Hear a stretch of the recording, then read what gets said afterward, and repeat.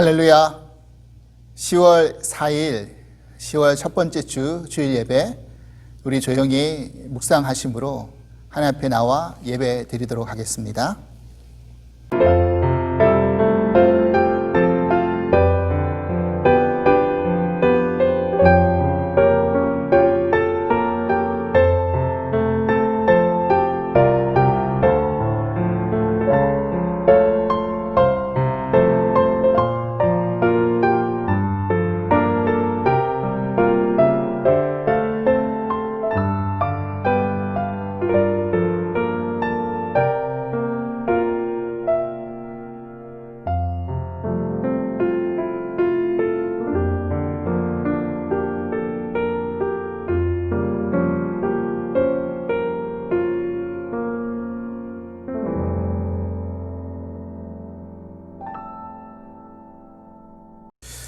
여호와를 의지하는 자는 시온산이 흔들리지 아니하고 영원히 있음 같도다.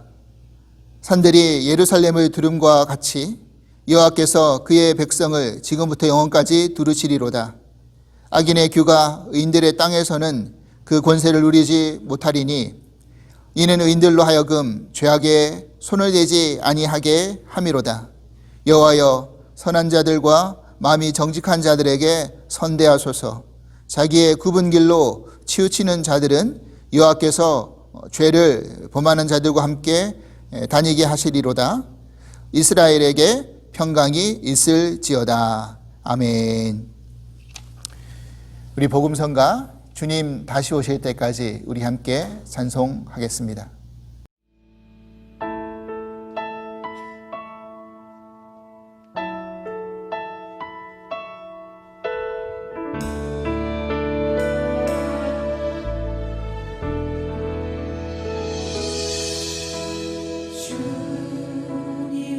다시 오실 때까지 나는 이 길을 가리라.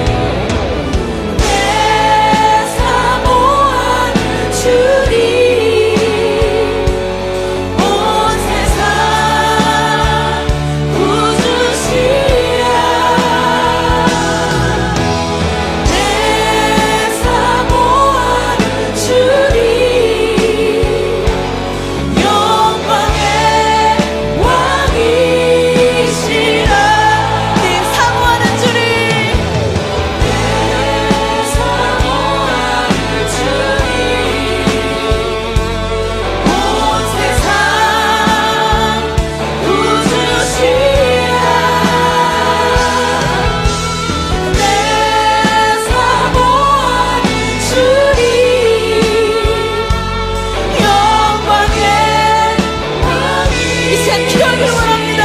주님, 그렇습니다. 주님, 세상에 이채 따라가는 자가 아니라 나를 부르시는 일을 기억하며 주님과 함께하는 그 사람들과 믿음을 싸움을 해달라고 이 시간 기도하며 나아갑시다. 주님,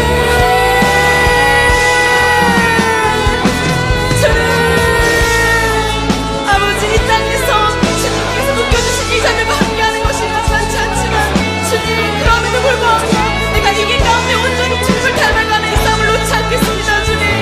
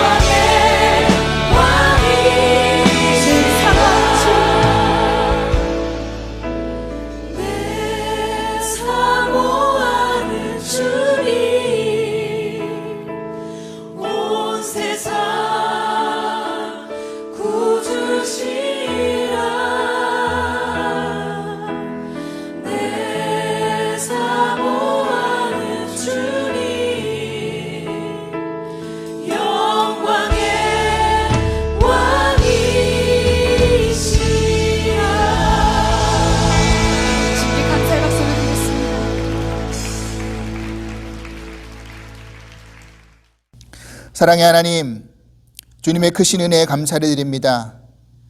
어김없이 시간을 흘러가고 또 풍성한 계시를 맺는 가을을 맞이하였습니다. 우리의 삶의 계시에는 내가 흘려야 할 땀과 노력도 있어야 하겠지만 때를 따라 빛을 주시고 비를 내려주시는 하나님의 은혜가 없이는 가능하지 않다라는 것을 알기 때문에 늘 감사드립니다.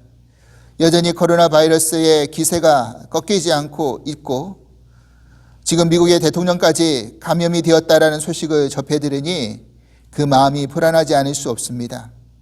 생명의 회복을 주관하시는 하나님, 트럼프 대통령뿐만 아니라 코로나 바이러스로 고통받고 있는 모든 이들이 속히 회복될 수 있도록 치유의 강선을 바라여 주시옵소서. 특별히 저희 모두 주님을 믿는 성도님들의 안전과 건강을 지켜주시고 비록 이 시간이 길어질수록 힘이 들고 지쳐가지만 끝까지 버티고 인내하여 최후 승리를 약속하신 주님의 언약을 눈으로 목도하게 하여 주시옵소서. 오늘도 예배 자리에 나온 저희들에게 성령의 역사와 충만이 더욱더 넘쳐나길 사모하오며 또 말씀 붙들고 주님 안에서 살아갈 때 참된 평강과 기쁨이 넘쳐나게 하여 주시옵소서. 감사하오며 예수님 이름으로 기도합나이다. 아멘.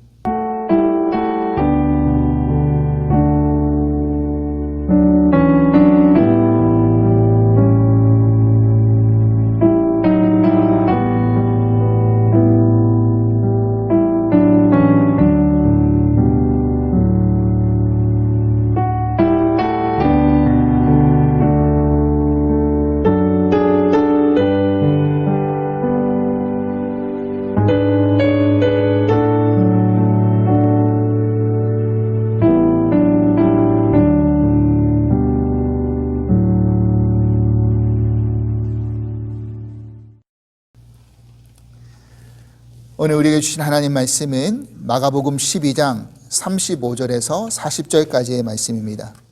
마복음 12장 35절로 40절 말씀. 우리 같이 한 목소리로 함께 봉독하도록 하겠습니다. 예수께서 성전에서 가르치실세 대답하여 이르시되 어찌하여 서기관들이 그리스도를 다윗의 자손이라 하느냐. 다윗이 성령에 감동되어 친히 말하되 주께서 내 주께 이르시되 내가 내 원수를 내 발 아래 둘 때까지 내 우편에 앉았으리라 하셨도다 하였느니라. 다윗이 그리스도를 주라 하였은즉 어찌 그의 자손이 되겠느냐 하시니 많은 사람들이 즐겁게 듣더라. 예수께서 가르치실 때에 이르시되 긴 옷을 입고 다니는 것과 시장에서 문안받는 것과 회당의 높은 자리와 잔치의 윗자리를 원하는 서기관들을 삼가라. 그들은 과부의 가산을 삼키며 외식으로 길게 기도하는 자니 그 받는 판결이 더욱 중하리라 하시니라.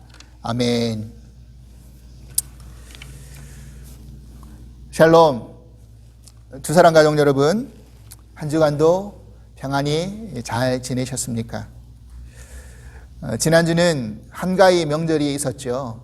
물론 미국에 살다 보니까 명절도 아니고 공휴일도 아니라서 미국 안에서 그런 분위기를 사실 못 느꼈지만 그래도 한국 분들끼리 가까운 지인들끼리 그렇게 서로 연락 주고받고 인사하는 그런 것들은 아직까지는 미국 안에서도 그렇게 계속되고 있는 것 같습니다. 저도 지인들과 서로 안부 또 그 추석 인사 말씀 이렇게 문자로 주고받으면서 그렇게 나누었습니다. 한국에서는 추석이 되면 가장 유명한 덕담 중에 하나가 뭐냐면 더도 말고 한가위와 같아라, 한가위만 같아라 이런 말이 있죠. 그런데 올해는 이 코로나 바이러스 때문에 그런 인사도 제대로 사실은 못하는 한 해가 되지 않았나라는 생각을 하게 되었습니다.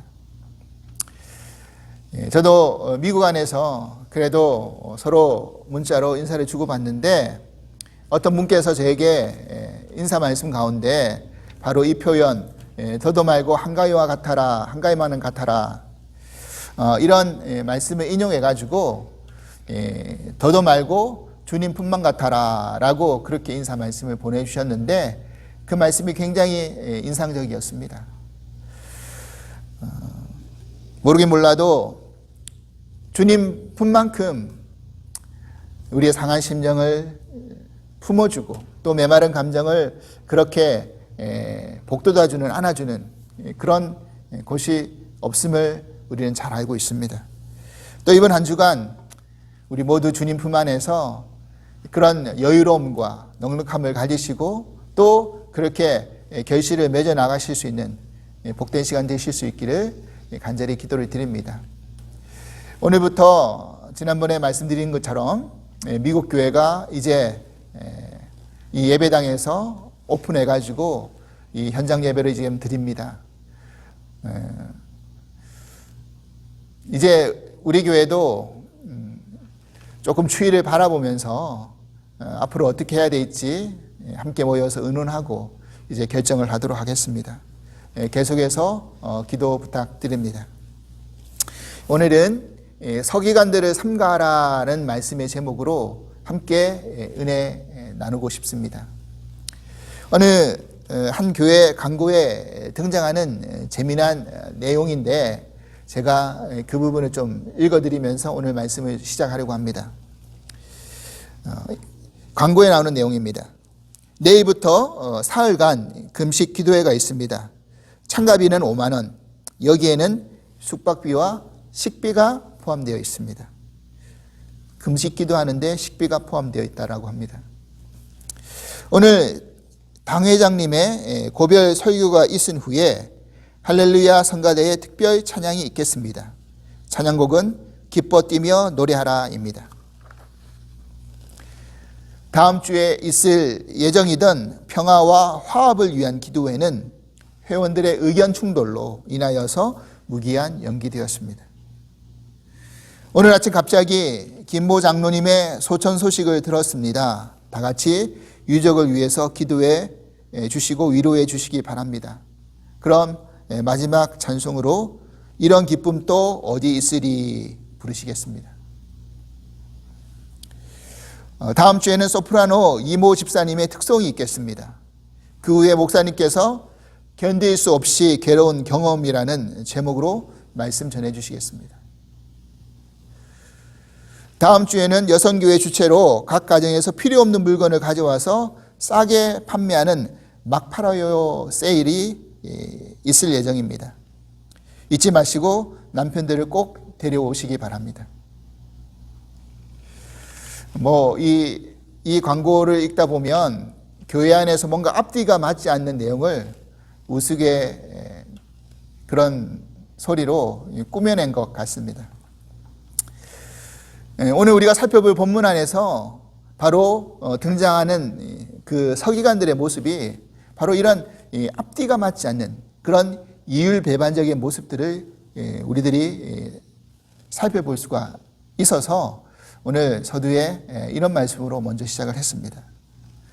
우리가 앞서 살펴보았던 3주 동안 살펴보았던 유대 지도자들과 예수님의 세 번의 논쟁 속에서 등장했던 유대 지도자들이 누군지 여러분들 혹시 기억이 나십니까? 첫 번째 그룹은 바로 바리새인들과 헤롯 당들이었죠. 그래서 그들과 세금 논쟁을 하셨습니다. 그리고 두 번째 등장했던 그룹이 바로 사두개인들이었죠. 그들과는 부활에 관한 논쟁을 하셨습니다. 그리고 지난주에 우리가 함께 살펴보았던 세 번째 그룹이 바로 서기관이었습니다. 그래서 그 서기관들과는 가장 큰 계명에 대한 논쟁을 하셨죠. 우리가 지난주에 그 말씀을 함께 나누었습니다. 그런데 지금 이 논쟁이 벌어지고 있는 장소가 어디입니까? 바로 예루살렘 성전 안이었습니다. 여러분 기억하시겠지만 예수님이 예루살렘에 입성하셔서 제일 먼저 하신 일이 뭡니까? 나귀를 타고 입성하신 거 말고요. 그 다음에 가신 곳이 어디냐면 바로 성전이셨습니다. 그리고 그 다음 날에도 성전에 또 찾아가셨죠. 그래서 그때 성전을 척결하는 그런 일을 하셨습니다. 예수님이 이 마지막 고난주간, 이 일주일 안에 3번이나 성전을 방문하십니다. 그래서 이제 월요일 날 성전을 척결하시고 또 화요일 날 또 성전에 방문을 하셨는데 그때 바로 이 유대 지도자들과 논쟁하고 또 그때 모였던 유대 백성들에게 예수님이 가르치시는 그런 일을 하신 다음에 이제 성전을 떠나가십니다. 여러분, 유대인들에게 있어서 성전이라는 개념은 어떤 개념인지 아마 잘 이해하실 겁니다. 정말 유대인들에게, 이스라엘에게 이 성전이라는 곳은 가장 핵심적인 그런 장소이죠. 그곳에 바로 하나님이 계시는 장소이고 그곳에 제물을 드리면서 자신의 죄를 속죄받을 수 있는 장소이고 그곳에서 나아가서 하나님 앞에 기도하는 장소였습니다. 그래서 유대 사람들이 유대 땅을 떠난다 할지라도 1년에 꼭 중요한 절기가 되면 다시 예루살렘으로 찾아와서 제사를 드리고 자신의 죄를 사함받는 그런 일을 꼭 했던 그런 장소가 되었죠. 그리고 20세 이상 성인 남자라고 한다면 누구나 다 반세개씩 세금을 그렇게 드리는, 성전세를 드리는 그런 일을 했습니다. 이렇듯이 성전은 하나님과 유대인을 연결시키는 가장 핵심적이고 중요한 장소이었습니다. 그런데 이런 성전의 모습이 어땠습니까? 우리가 믿음이 없는 사람이라 할지라도 성전이라고 한다면 일반적으로 어떤 생각을 하게 됩니까? 성전은 거룩한 장소이고 또 가장 깨끗한 곳이고 또 온전한 장소일 것이다. 그렇게 일반적인 사람들도 생각하고 있지 않습니까? 하지만 지금 이 예루살렘 성전의 겉모습은 정말 화려할는지 모르지만 그 내부에는 장사치의 소굴이 되어 있고 또 그것을 관리 감독해야 될 종교 지도자들은 썩을 대로 썩어 있는 그래서 정말 저런 장소에 하나님이 계실 수 있는 것인가 라고 반문할 수밖에 없는 그런 장소로 변질되고 또 변질되었던 것을 예수님이 지금 우리들에게 이야기해 주고 계신 것입니다. 예수님이 성전 안에서 유대 지도자들과 그런 논쟁을 통해서 저들이 가지고 있는 잘못된 종교적인 열심, 그리고 또 그런 신앙이 무엇인지에 대해서, 그리고 그것을 이용해 가지고 그것을 빙자해서 백성들에게 어떠한 잘못을 저지르고 있는지 지금 우리들에게 말씀해 주시고 계신 것이죠. 그런데 예수님께서는요, 유독 오늘 본문에서 밝히고 계시는 것처럼 서기관들을 콕 집어가지고 저들의 외식을 고발하고 계십니다. 여러분, 같은 평행 본문 마태복음을 찾아보면요, 23장에 이 바리새인과 서기관들을 꾸짖으면서 화 있을진저 7번이나 강조하면서 저들의 정말 외식된 행동들을 낱낱이 폭로하십니다. 심판하십니다. 저는 앞서 등장했던 그 유대 여러 지도자들 중에서 그래도 어떤 그룹이 제일 중요한 위치에 있는 사람인가 곰곰이 생각해 볼 때 바로 이 서기관들이 아닌가라는 생각을 하게 되었습니다. 제가 생각해 볼 때도. 왜냐하면 이들은 율법을 연구하고 가르치는 그런 일을 했던 사람들이기 때문입니다. 여러분, 우리가 이 세상 안에서, 이 사회 속에서 사실은 선생님이라는 위치가 상당히 중요한 위치라는 거 아시죠? 선생님이 어떤 것을 가르치냐에 따라서 아이들이 영향을 받잖아요. 마찬가지입니다. 가르치는 사람이 어떤 관점을 가지고 무엇을 가르치느냐에 따라서 백성들이 어떠한 믿음을 가지고 어떠한 삶의 신앙의 태도를 가지고 살아갈지가 결정되기 때문입니다. 오늘 본문을 다시 들어가서 살펴보면 예수님은 먼저 이런 서기관들의 잘못된 모습을 무엇인지 정확히 지적하십니다. 지난주에 예수님은요, 서기관들이 찾아와서 가장 큰 계명이 무엇입니까? 라는 질문 앞에 뭐라고 대답하셨습니까? 바로 하나님 사랑과 이웃 사랑이라는 그 신명기와 레위기의 말씀을 인용해서 답변해 주셨죠. 그때 그 답변을 드린 서기관이 그 말씀을 그대로 인정합니다. 그리고 마치 그 말씀 나도 잘 알고 있다라는 양, 그 말씀을 부연해, 예수님이 하신 답변의 말씀에 부연해 가지고 덧붙여서 자신들이 설명을 하죠. 이것을 마치 내가 너무나 말씀을 잘 알고 있다라는 어떤 자기 과시를 하는 그런 모습이었습니다, 사실은.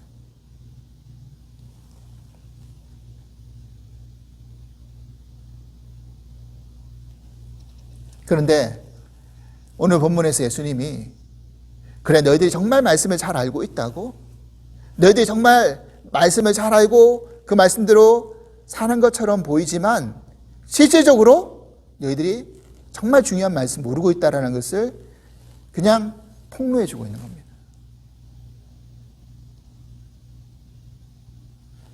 그래서 서기관들과의 대화 이후에 성전 안에서 백성들에게 가르치면서 예수님이 백성들에게 뭐라고 질문하십니까? 오늘 본문 35절 말씀입니다. 예수께서 성전에서 가르치실새 대답하여 이르시되 어찌하여 서기관들이 그리스도를 다윗의 자손이라 하느냐? 지금 서기관들이 가르치고 있는데 그리스도를 다윗의 자손이라고 가르치고 있다라는 겁니다. 근데 이것이 잘못된 것임을 예수님은 그 다음 말씀 안에서 시편 말씀, 시편 110편의 말씀을 인용하면서 이렇게 지적하는 것입니다.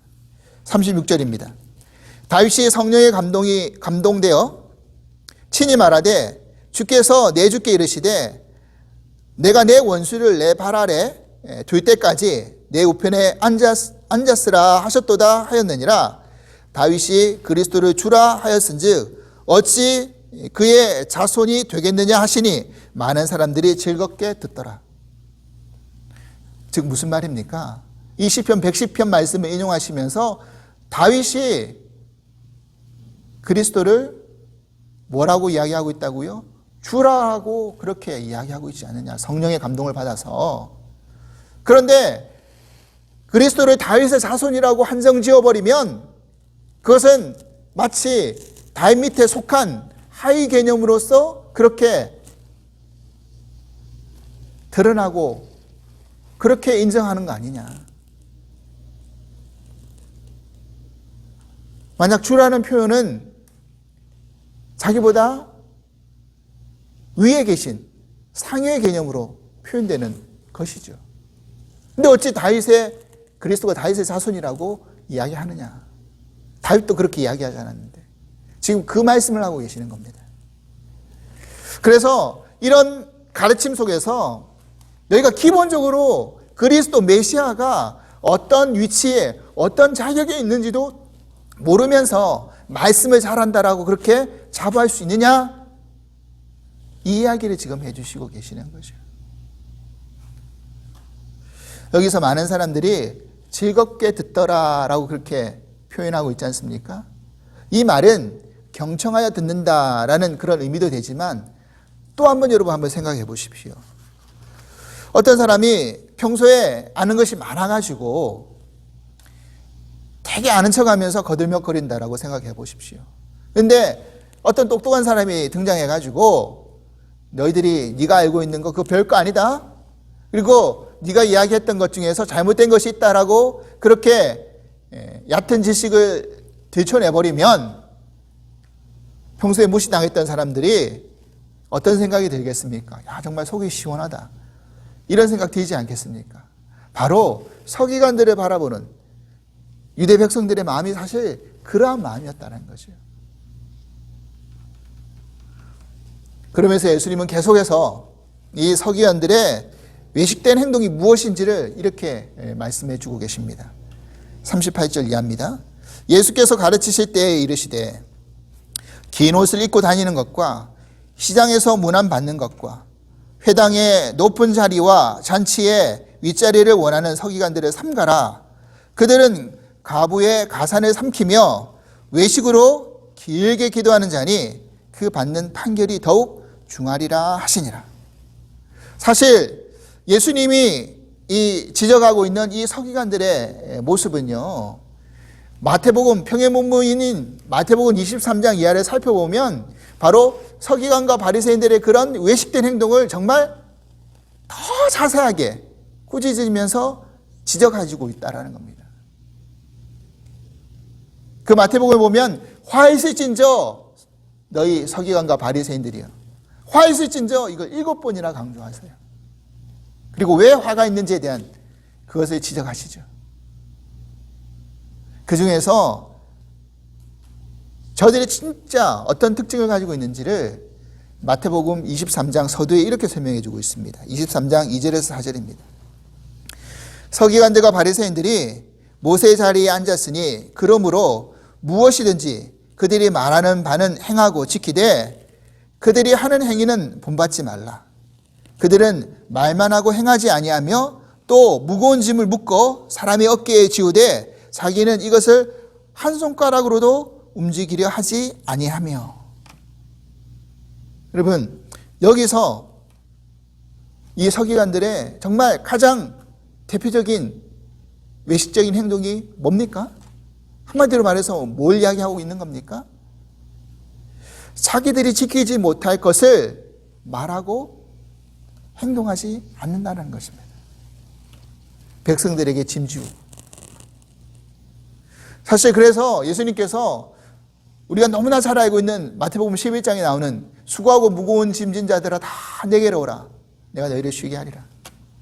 이 말씀은 사실은 세상 살면서 너희들이 힘든 일, 어려운 일 다 나에게 가지고 나와, 이런 이야기라기보다는 그 당시 유대 사회 속에서 율법의 무거운 짐을 지고 있는 그 유대 백성들에게 그 무거운 짐을 나에게로 다 가지고 오라. 내가 너희를 쉬게 해주겠다 라는 그런 소망의 메시지였던 것입니다.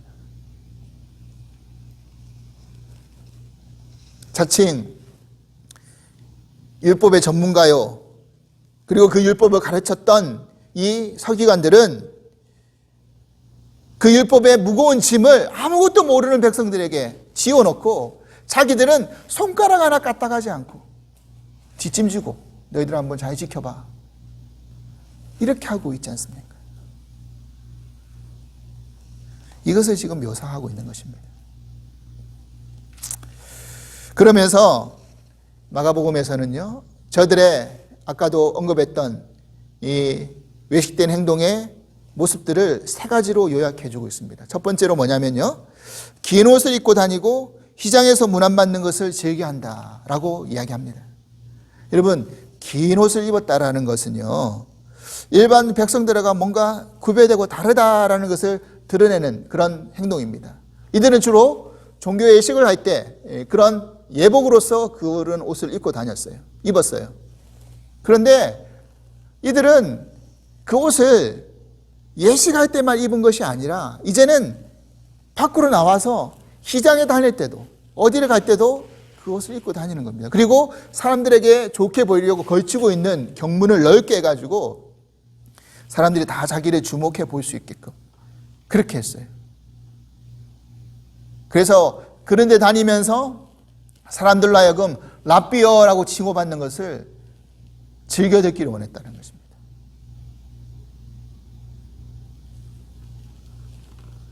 여러분,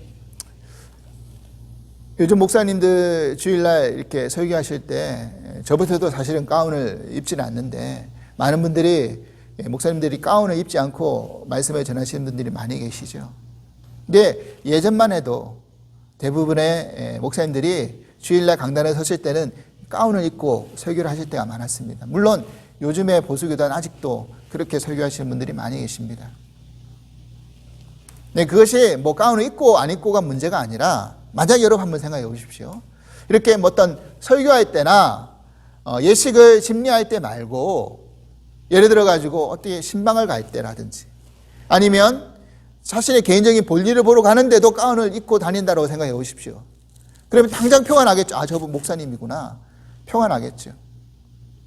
그런데 그런 행동 자체가 결국 무엇을 말하는 겁니까? 내가 너희들하고 다른 신분을 가진 목사야. 이거 사실 과시하기 위한, 그런 권위를 과시하기 위한 행동 아니겠습니까? 이러면 믿는 사람들뿐만 아니라 믿지 않는 사람들 진상이다라고 그렇게 찌푸리지 않겠습니까? 미국에 오니까 이민사회 안에서 목사님들이 하도 많으니까 이제 그런 권위가 이미 다 거의 사라지고 있는 추세죠. 그래서 우스개 이야기로 마켓 가서 누가 목사님 부르면 뒤돌아보는 사람들이 많다잖아요. 그만큼 목사님들이 많이 있다라는 겁니다.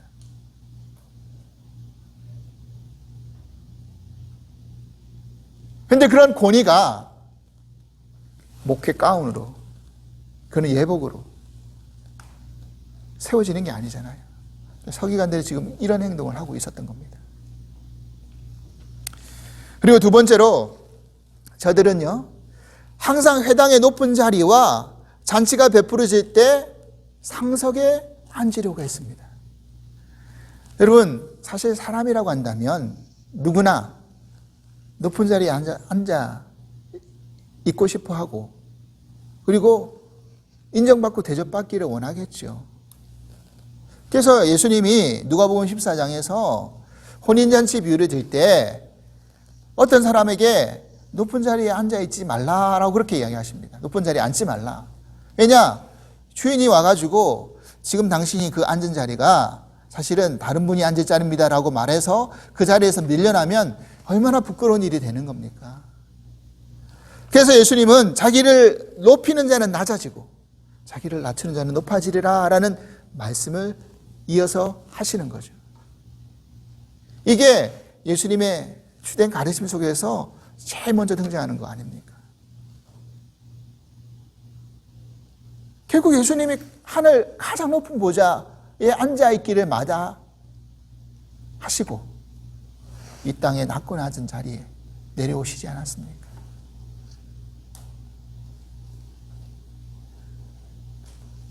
그래서 자기가 높아지려고 하면 낮아질 뿐이고 자기가 낮추면 하나님이 높여주신다는 거죠. 이번 주 추석 때 미국에서 보내면서 사실은 밖에 나가서 일을 했습니다. 물론 공휴일이 아니라서 일하는 거야 뭐 아무 문제가 아니죠. 그리고 일하는 것도 당연한 것이고요. 그게 문제라기보다는요. 솔직히 그런 생각을 하게 됐습니다. 뭐냐면 내가 미국에 사실은 목회하러 사실은 왔는데 또 목회를 하고 있는데 이런 일까지 계속 언제까지 해야 되나라는 생각이 이제 추석이니까 더 그런 생각이 들었던 것 같습니다. 그런데 그런 생각을 하는 동시에 또 한편으로는 또 부끄러운 생각이 드는 거예요. 예수님이 이 땅에 와서 어떠한 모습으로 사역하셨지? 머리 들 곳 없이, 머리 제대로 베고 누울 곳이 없이 그렇게 돌아다니셨는데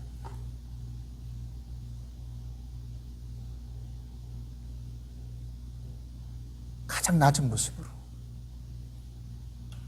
그러면서 마지막 십자가에까지 가셨는데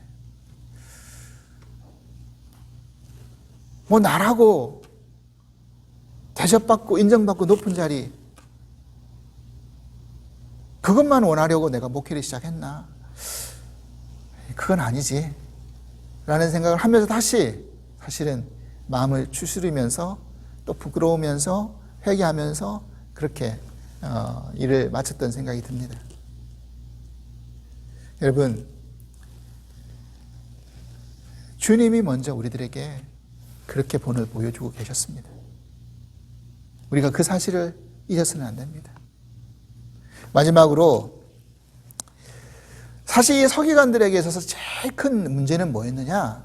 오늘 예수님이 이렇게 지적하십니다. 뭐냐면요, 바로 저들은 과부의 가산을 삼켰다라고 그렇게 말씀하셨습니다. 여기서 가산이라고 하는 것은 그 헬라어로 집을 말하는 것인데 여기서 꼭 집만 상징하는 게 아니라 사실은 집을 포함해 모든 재산을 말하는 겁니다. 즉 과부가 남편을 잃게 되면 어떻게 되는 겁니까? 남편의 재산을 물려받을 수도 있어요. 그런데 그것을 자기가 관리하지 못해가지고 위임을 해야 되는데 그것을 서기관들이 위임을 받아가지고 어떻게 합니까? 자기 것으로 착복하는 일이 비일비재했다는 거예요. 유대 사회 속에서.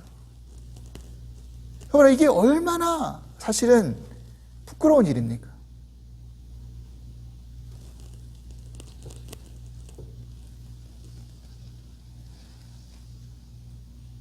사실 유대 사회 속에서는요, 약자보호법이라는 게 있잖아요. 고아, 과부, 나그네 이들은 무조건적으로 돌보아줘야 된다는 것이 유대 백성들에게도 의무화되어 있는 말씀이에요.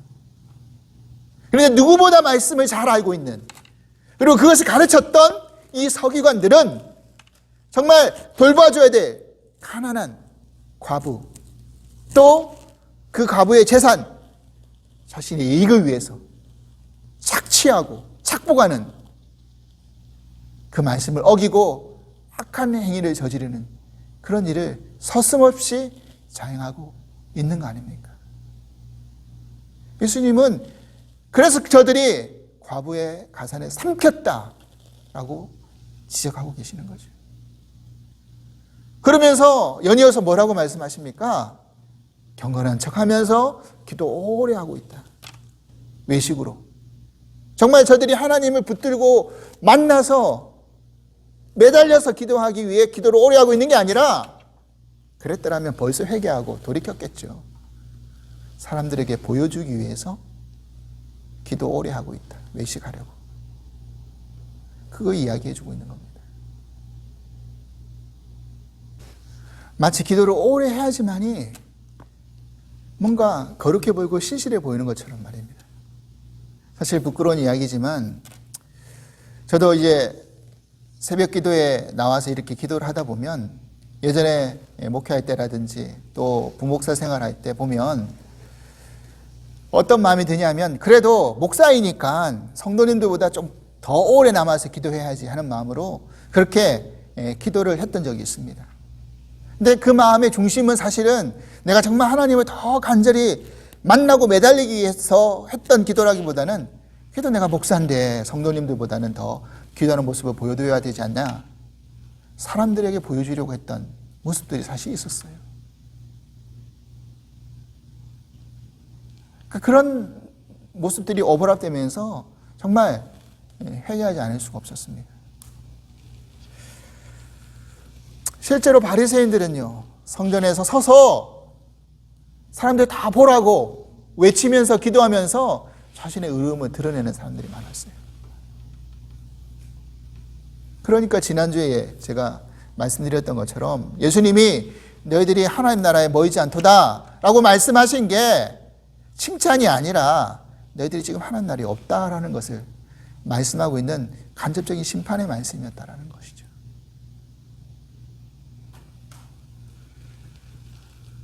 지금 성전 안에서 벌어지고 있는 이런 일련의 일들, 그리고 그 안에서 그런 악행을 자행하고 있는 그런 사람들의 모습을 바라보면서 예수님은 이제 13장 서두에 그 성전을 떠나가십니다. 그리고 어떻게 하십니까? 바로 십자가의 대속의 길을 걸어가시죠. 우리 때문에. 사랑하는 여러분, 그렇습니다. 지금 이러한 모습을 우리가 다시 한번 살펴보면서 우리는 무엇을 생각해야 됩니까?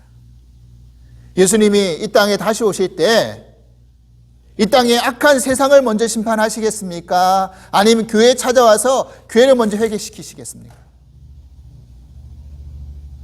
이건 정말 두렵고 떨리는 일이에요.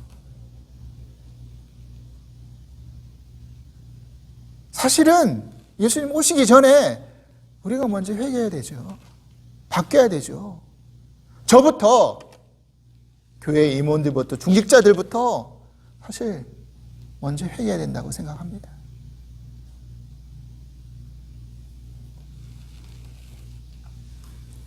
교회가, 하나님 믿는 우리들이 세상의 빛과 소금이 되어야 되는데 아무런 빛도 비추지 못하고 아무런 맛도 내지 못한다고 한다면 어떻게 해야 되겠습니까? 아마 세상은 점점 더 악해져 갈 겁니다. 그리고 죄악은 점점 더 노아의 시대처럼 관영해져 갈 겁니다. 그렇기 때문에 우리에게는 주님이 다시 오셔야 됩니다. 그리고 그 주님을 기다리면서 여러분, 저와 여러분들이 정말 진정으로 다시 한번 깨어서 오늘 예수님이 바리새인들 삼가라라고 말씀하신 그 말씀 다시 한번 붙들면서 저희들과 나의 행동의 모습을 비교하면서 내가 정말 삼가야 해야 할 것이 무엇인지 다시 한번 깨달을 수 있는 시간 될 수 있기를 바랍니다. 주님 다시 오기 전까지 먼저 변화받고 회개하여서 주님 맡겨주신 사명 잘 감당할 수 있는 저와 여러분들이 될 수 있기를 간절히 기도합니다. 하나님 아버지, 감사합니다. 오늘도 하나님의 복되고 귀한 말씀을 통해서 하나님, 우리가 과연 무엇을 회개해야 될지, 어떠한 신앙의 태도와 자세를 가져야 될지를 서기관들의 모습을 통해서 깨닫게 해주시니 감사합니다. 하나님, 말씀을 전하는 자로서, 말씀을 가르치는 자로서 먼저 이 말씀 앞에 진정으로 회개하고 진정으로 두렵고 떨리는 마음으로 말씀을 붙들어 나갈 수 있기를 간절히 소망합니다. 하나님, 우리 모두가 주님 오시기 전까지 온전한 모습을 통하여서 하나님 나라를 이루고 또 이 땅 안에서 예수 그리스도를, 복음의 기쁜 소식을 온전히 전하고 나눌 수 있는 그런 믿음의 삶을 살아갈 수 있는 저희들이 될 수 있도록 지켜주시고 인도하여 주시옵소서. 감사하며 예수 그리스도 이름으로 기도합나이다. 아멘. 이제 우리 마지막 파송 찬송, 우리 때문에 우리 함께 찬송하시겠습니다.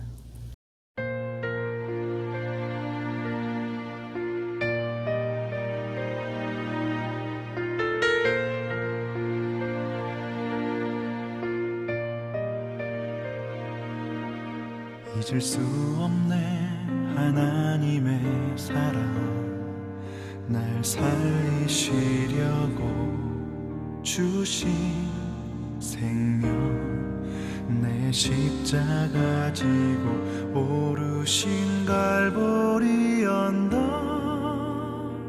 날 향한 사랑 때문에 나는 보았네 피 묻은 십자가 날 구하시려고 흘린 사랑 나를 바라보시며 흘리신 용서의 눈물 날 향한 사랑 때문에 우리 때문에 생명 주셨고 우리 때문에 고통 당하셨네 우리 때문에 갈보리 오르셨네 무지한 우리 때문에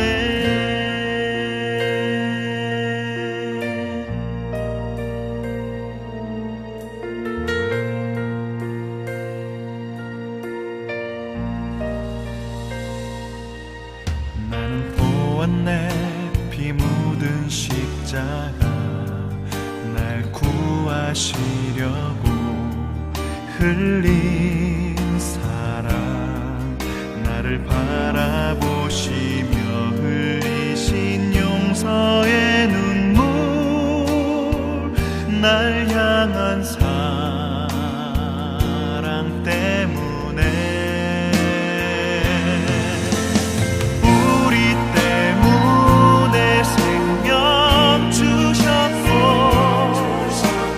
우리 때문에 고통 당하셨네 우리 때문에 갈보리 오르셨네 무지한 우리 때문에 내가 살아야 하리 찾았네 나의 삶을 모두 주께 드리는 것 그가 날 위해 모든 것 주셨듯이 나의 삶을 주께 드리리 주 위해 바로 우리 때문에 십자가 지셨고 우리 때문에 죽음 당하셨네 우리 때문에 물과 피 쏟으셨네 무지한 우리 때문에 나 같은 죄인 때문에